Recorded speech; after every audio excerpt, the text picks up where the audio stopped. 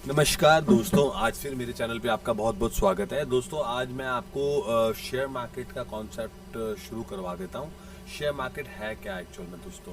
Share market मैंने आपको last में बता दिया कि कोई भी लास्ट वीडियो में यही बताया था कि कोई भी पब्लिक लिमिटेड कंपनी होती है, वो अपने कंपनी को रन करने के लिए पैसे इकट्ठे करती है और पैसे इकट्ठे करने का जरिया होता है जनरल पब्लिक से आईपीओ के थ्रू। या कोई ऑलरेडी लिस्टेड कंपनी है, वो आईपीओ की जगह वो एफपीओ भी निकाल सकती है, फॉलो, है ना। आईपीओ तो इनिशियल पब्लिक ऑफरिंग हुआ और एफपीओ मतलब फॉलो पब्लिक ऑफरिंग। तो इस तरह से जो शेयर ऑलरेडी मार्केट में लिस्ट हुआ है, उसके लिए जो हम ट्रेडिंग करते हैं उसके बारे में मैं आपको बताने जा रहा हूँ। ट्रेडिंग करने के लिए ना हमें सबसे पहले तो कंपनी का शेयर होना चाहिए लिस्टेड, उसके बाद ही तो आप खरीद पाओगे या बेच पाओगे। तो अब मैं आपको कुछ कॉन्सेप्ट बता रहा हूँ। पहले ये शेयर लिस्ट कहाँ पे होता है? लिस्ट होते हैं कंपनी के शेयर, दो मार्केट होते हैं शेयर्स के, एक होती है बीएससी और एक होती है एनएससी। बीएससी जो है वो ब्रिटिश के टाइम से बनी हुई है, तो वो लगभग 1875 के आसपास बनी थी वो मार्केट। तो उसको बोलते हैं बीएससी, मतलब बॉम्बे स्टॉक एक्सचेंज। वो सबसे पुरानी मार्केट है, बल्कि हमारे एशिया की सबसे पुरानी मार्केट है। तो ट्रेड आप उसमें भी कर सकते हैं। और उसी की एक दूसरी ग्लोबल, जिसको बोलते हैं इंटरनेशनल मार्केट, वो है हमारी एनएसई। जैसे BSc is Bombay, so NSC is national stock exchange. सबसे बड़ी मार्केट है ये भी, बिगेस्ट स्टॉक एक्सचेंज। अब आपको बाइंग और सेलिंग करने का ऑप्शन बीएससी पे भी मिल जाता है और एनएससी पे भी मिल जाता है। कोई बहुत लंबा चौड़ा फर्क नहीं है, पर ये माना जाता है कि जो शेयर बीएससी पे लिस्ट हो रहा है वो अमूलन एनएससी पे भी लिस्ट होता है। तो दोनों स्टॉक एक्सचेंज है। पर बॉम्बे स्टॉक एक्सचेंज पे जो अगर इनिशियल आप कुछ काम करते हैं, इनिशियल आप शेयर मार्केट में घुस रहे हैं, तो ऐसा प्रेफर किया जाता है कि लोग बीएससी पे ही स्टॉक खरीदें और बेचें स्टार्टिंग में।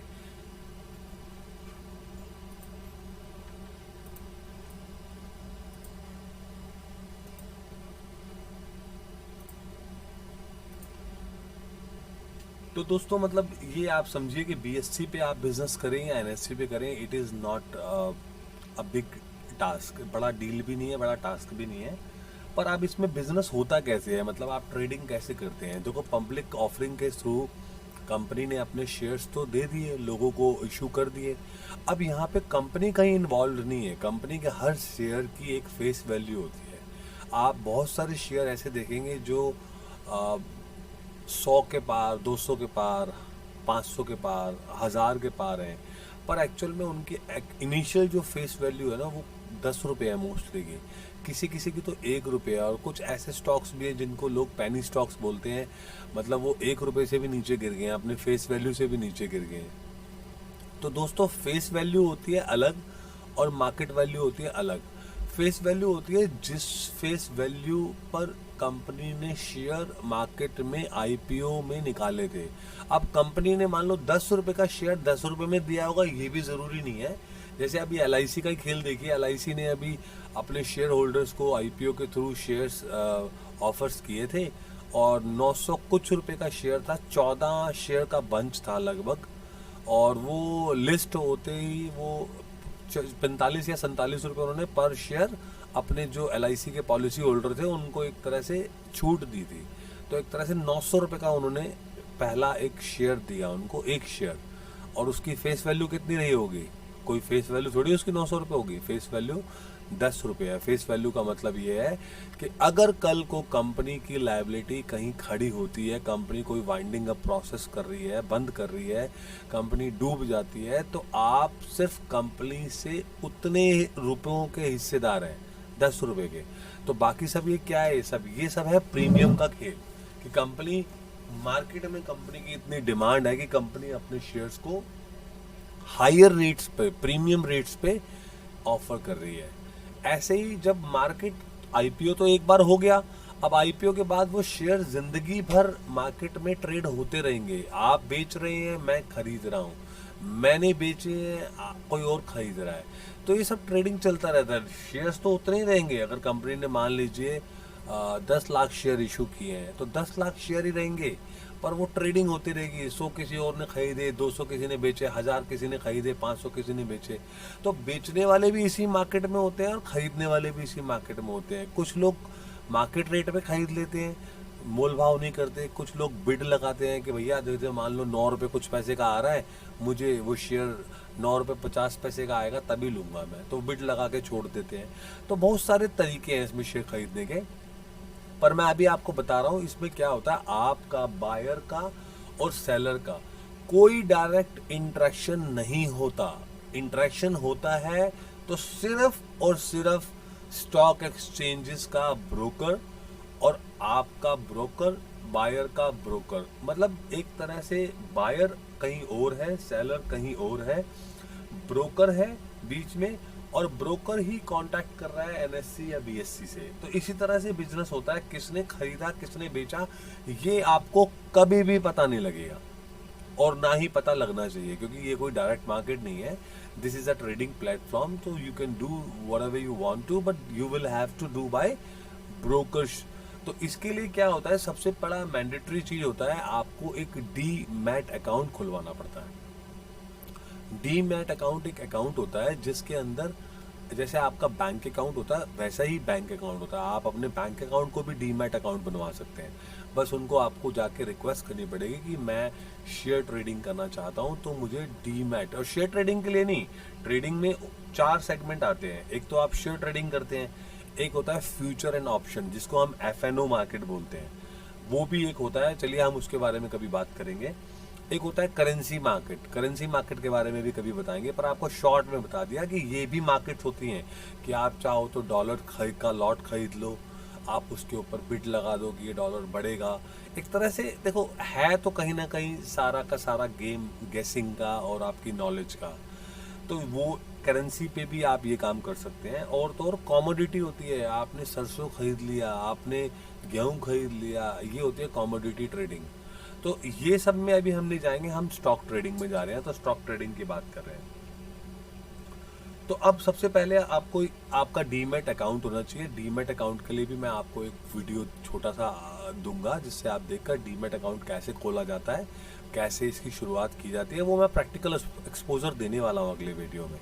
पर अभी आप समझ लीजिए कि आप जो इसका मार्केट का ट्रेडिंग टाइम है बीएससी और एनएससी का, वो सुबह 9:15 पे मार्केट खुलती है और 3:30 बजे तक की मार्केट होती है। तो मतलब 9:15 से लेकर 3:30 बजे तक ही आप व्यापार कर सकते हैं, ट्रेडिंग कर सकते हैं। और उसके साथ आपको ये भी ध्यान देना है कि ये मंडे टू फ्राइडे खुलता है, नेशनल हॉलीडेज को छोड़कर। मतलब मंडे टू फ्राइडे इनका 5 डे वर्किंग है, बाकी वीकेंड पे ये नहीं खुलता, हॉलीडे होता है, वीकेंड होता है। और टाइमिंग मैंने आपको दोबारा से बता दी है। अब इसमें जो शेयर्स खरीदे जाते हैं या जो शेयर्स बेचे जाते हैं वो 2 तरह से खरीदे जाते हैं, बेचे जाते हैं। पहला तरीका तो है इंट्रा डे। इंट्रा डे का मतलब है आपने कोई भी ट्रांजेक्शन जो करी है, जो उसी दिन स्टार्ट की और उसी दिन उसको क्लोज करना पड़ेगा। मतलब अगर आपने सुबह 9:15 पे मार्केट स्टार्ट हुई और आपने 9:15 पे ही कुछ खरीद लिया, या 9:15 पे भी नहीं खरीदा, आपने सुबह 11 बजे खरीद लिया, 12 बजे खरीद लिया, छोड़िए 12 बजे भी, आपने दोपहर में 2 बजे, 2:30 बजे, 3 बजे, 3:15 बजे भी कुछ खरीद लिया, तो आपको 3:30 बजे तक उसकी एक रिवर्स एंट्री करनी ही पड़ेगी। रिवर्स एंट्री का मतलब है, मान लीजिए मैंने एक उदाहरण के तौर पे एक कंपनी है आइडिया जो कि लिस्टेड है शेयर मार्केट में, दोनों सेंसेक्स पे है, बीएससी पे भी है और एनएससी पे भी है। मतलब दोनों जो मार्केट एक्सचेंज है उन पे है, बॉम्बे पे भी और नेशनल पे भी। मैंने आइडिया का एक शेयर, एक रफली कॉस्ट मान लेते हैं, मान लीजिए 10 रुपए का एक शेयर मैंने 100 शेयर खरीद लिए। अब शेयर के नंबर्स, हाँ, एक से लेकर आप 1000 तक या उससे भी ऊपर खरीद सकते हैं। उसकी लिमिट कैपिंग का आपके लिए अभी कोई फर्क नहीं पड़ता, क्योंकि उसमें अभी आप छोटे इन्वेस्टर हैं, तो इंडिविजुअल इन्वेस्टर के लिए इतनी बड़ा अमाउंट नहीं है, ये आप कर सकते हैं। पर मैंने 100 शेयर खरीद लीजिए आइडिया के 10 रुपए के हिसाब से, मेरी वैल्यू होनी चाहिए, मैंने मार्केट रेट पे खरीद लिया, मार्केट रेट ही चल रहा था मान लीजिए 10 रुपए पे खरीद लिया। अब मुझे वो इंट्राडे में ख़रीदा है मैंने। इंट्राडे में मतलब मुझे 12 बजे ख़रीदा, मुझे मैं 12 बजे से उसको देखता रहा मार्केट को। मार्केट ऊपर नीचे कहीं जा ही नहीं रही, एक ही जगह जाके रुक जाती है, या थोड़ा सा मेरा शेयर जो है माइनस में चला गया, 1-2%, मतलब 9 रुपये 60 पैसे 70 पैसे 80 पैसे का हो गया। तो मुझे 3:30 बजे से पहले पहले खुद से एक सेल करने की एंट्री डालनी पड़ेगी कि मैं अपने शेयर्स को सेल कर रहा हूँ। अगर मैं ऐसा नहीं करता तो 3:30 बजे ऑटोमेटिकली मेरी जो भी ब्रोकर, जिस कंपनी से भी मैंने वो अपना ट्रेडिंग प्लेटफॉर्म का वो लिंक ले रखा है, वो कंपनी मुझे अपने आप उस ट्रांजेक्शन को बराबर कर देगी। और उसको बराबर करने के बाद जो लॉस आया, वो प्रॉफिट आया, वो जो बुक हुआ वो तो मिलेगा ही मिलेगा आपको। पर उसके अलावा आपको कुछ चार्जेस भी देने पड़ेंगे। वो चार्जेस इसलिए देने पड़ेंगे क्योंकि आपने एक गलती करी है कि आपने उसको 3:30 बजे से पहले पहले क्लोज नहीं किया, आपने बराबर नहीं किया ट्रांजैक्शन को, तो उसके चार्जेस भी लग सकते हैं आपको। तो इसलिए ये इंट्राडे में सबसे बड़ी कमी समझिए, या सबसे बड़ी ज़रूरत समझिए कि उसकी दोनों ट्रांजैक्शन, बाय और सेल, दोनों बराबर करनी ही पड़ती है 3:30 बजे से पहले पहले। दूसरा जो ऑप्शन होता है वो होता है डिलीवरी लेना, जिसको हम होर्डिंग्स भी बोल देते हैं, कि हम उस चीज़ की होल्ड करेंगे। जैसे मैंने आइडिया का शेयर खरीदा, मेरे अकाउंट में ऑलरेडी जो मेरा डीमैट अकाउंट है उसके जो ट्रेडिंग प्लेटफॉर्म जो मुझे मिला हुआ है उस कंपनी का, जैसे मैं जिस कंपनी से, मैं किसी का प्रमोशन नहीं कर रहा, सिर्फ बताने के लिए बता रहा हूँ, इसको प्रमोशन मत समझिएगा। जैसे मैं ज़ीरोधा के साथ ट्रेडिंग करता हूँ, का प्लेटफॉर्म यूज़ करता हूँ, ज़ीरोधा के जो फंड बैलेंस है उसमें पैसे पड़े हैं, तो मैं अगर पैसे पड़े हैं तो मुझे दोनों ऑप्शन है, मैं इंट्राडे करूं या फिर डिलीवरी लूं। तो मैं प्रेफरली डिलीवरी लेता हूं। मैं डिलीवरी इसलिए लेता हूं कि मैं उसको 2 दिन बाद बेचूं, 4 दिन बाद बेचूं, 10 दिन बाद बेचूं, मैं बाद में बेचूंगा। पर जो इंट्राडे है ना, उसमें मेरे लिए ना प्रेशर बन जाता है कि उसकी डील को क्लोज करना ही पड़ेगा हर हाल। तो उसके लिए फिर आपको टाइम देना पड़ता है, सिस्टम पे बैठना पड़ता है, या मोबाइल पे आपको पूरी तरह से ध्यान लगाना पड़ता है। तो वो फिर क्या है, मेरे लिए उतना पॉसिबल नहीं है टाइम निकालना।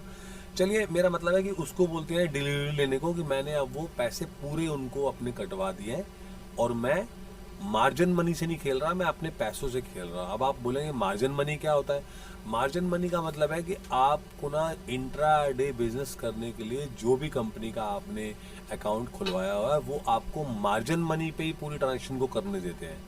लेट्स से सपोज आपने आइडिया का 10 रुपये का एक शेयर है, आप 100 शेयर खरीद रहे हैं, आपको सही मायने में 1000 रुपये चाहिए, पर आपके अकाउंट में अगर 200 या 250 या 300 रुपये भी पड़े हैं, तो आपको आपका जो शेयर मार्केट का जो ब्रोकर है ना, वो आपको अपने प्लेटफॉर्म से वो ट्रांजेक्शन करने देगा, क्योंकि उसको पता है कि हर शेयर का एक मार्केट कैप लगा होता है। एक दिन में वो ज़्यादा से ज़्यादा एक लिमिट तक बढ़ता है, उसके बाद उसके ऊपर सर्किट लग जाता है कि हाँ, वो उसके बाद बीएससी या एनएससी उसके ऊपर ट्रेड नहीं करने देते। जैसे आइडिया का एक शेयर है 10 रुपये का, और आप उसको खरीद लेते हैं, पर उसके बाद से मार्केट नीचे नीचे नीचे जा रही है लगातार। जो भी 1-2 घंटे का टाइम, 4 घंटे का टाइम बचा है आपके पास, मार्केट नीचे जा रही है। तो नीचे जाने का मतलब ये नहीं है 10 रुपये का शेयर जीरो हो जाएगा। 10 रुपये का शेयर का उन्होंने एक टेंटेटिव फार्मूला रखा हुआ है कि वो इतना फ्लक्चुएट होने वाला शेयर होगा, तो उसके ऊपर पहले ही मार्केट कैप बहुत आसपास का रखा गया होगा। 10% या 15% पे तो बहुत ज़्यादा हो गया, उस पर कैपिंग कर देते हैं कि 10 रुपये वाला शेयर जो है 8.5 तक नहीं जाने देंगे वो। तो आपका लॉस कोई करोड़ों रुपए में नहीं होने वाला, हज़ारों रुपए में नहीं होने वाला, कुछ पैसे का होने वाला है। मान लीजिए आपने 10 का खरीदा और 8.5 का भी कैपिंग लगा हुआ है उसके ऊपर, तो 1.5 रुपया इंटू आपने 100 शेयर खरीदे हैं, तो कितना हुआ? 150 रुपये का नुकसान। और आपके अकाउंट में कितने हैं? 250। तो इसलिए उन्होंने आपको ट्रेडिंग करने दिया। तो ये होता है इंट्राडे में बेनिफिट, कि आपको सिर्फ मार्जिन मनी से ही आपको काम करने देते हैं। पर ऐसा इसमें नहीं होता। डिलीवरी में आपको क्या करना पड़ता है कि आपके अकाउंट में उतना पैसा होना ही चाहिए, और एक बार हमने ले लिया फिर हमारा शेयर चाहे 8.5 का जाए, चाहे 7 रुपए का जाए, उससे किसी को क्या लेना देना। हम उसको होल्ड कर रहे हैं, हम नहीं बेचना चाहते। तो इसका मतलब ये है कि आपने उसकी इन्वेस्टमेंट होल्डिंग कर रखी है। तो वो होता है डिपॉजिटरी अकाउंट में जाता है आपका वो शेयर। पहली बात तो उस ट्रांजेक्शन को होने में जो 2 दिन लग जाते हैं, आप कंसेप्ट सुनेंगे T2 T3, ये टेक्निकल वर्ड्स हैं। ट्रांजेक्शन होने के 2 दिन बाद वो आपके अकाउंट में आता है। अब आप बोलेंगे कौन से अकाउंट में आता है, तो आपने जो डीमैट अकाउंट खोला वो तो है आपका ट्रेडिंग करने के लिए अकाउंट, कि शेयरों का पैसा आ रहा है जा रहा है, आ रहा है जा रहा है। पर अकाउंट जब आपने शेयर खरीद लिए तो वो शेयर क्या फिजिकल रूप में आपके घर पे आएंगे? नहीं। पहले ऐसा होता था कि फिजिकल शेयर आपके घर पे आते थे, आजकल ऐसा नहीं होता। आजकल उसको आपके ऑनलाइन अकाउंट होता है जिसको ऑपरेट करने के लिए 2 ऑर्गेनाइजेशन हैं, जिनमें से एक है CDSL और एक है NSDL। CDSL का मतलब हुआ सेंट्रल डिपॉजिटरी सर्विसेज लिमिटेड, और दूसरा होता है NDSL, नेशनल सिक्योरिटी डिपॉजिटरी। तो इनका मेन काम यही होता है कि आपने जो डिलीवरी में स्टॉक लिए हैं उन स्टॉकों को ऑनलाइन, जैसे उस बंदे ने बेचे आपने खरीदे, तो उसके अकाउंट से निकल के, डीमैट अकाउंट से निकल के आपके डिपॉजिटरी अकाउंट में वो रखे जाते हैं और फिर डीमैट में लिंक भेजा जाता है उसका। तो इस तरह से वो ट्रेडिंग होती है। तो ये था मेन दोस्तों अभी तक की इन्फॉर्मेशन देने के लिए। बाकी अब हम प्रैक्टिकल आपको करके दिखाएंगे, तब ज़्यादा समझ आएगा। तब तक के लिए दोस्तों मिलते, शुक्रिया आपका, मिलते हैं अगले वीडियो में। और यार मैंने बताया था व्यूअर्स तो बहुत आ रहे हैं पर सब्सक्राइबर कम है यार, तो सब्सक्राइब भी करो दोस्तों, भूल जाते हो यार आप सब्सक्राइब करना। चलिए मिलते हैं अगले वीडियो में, थैंक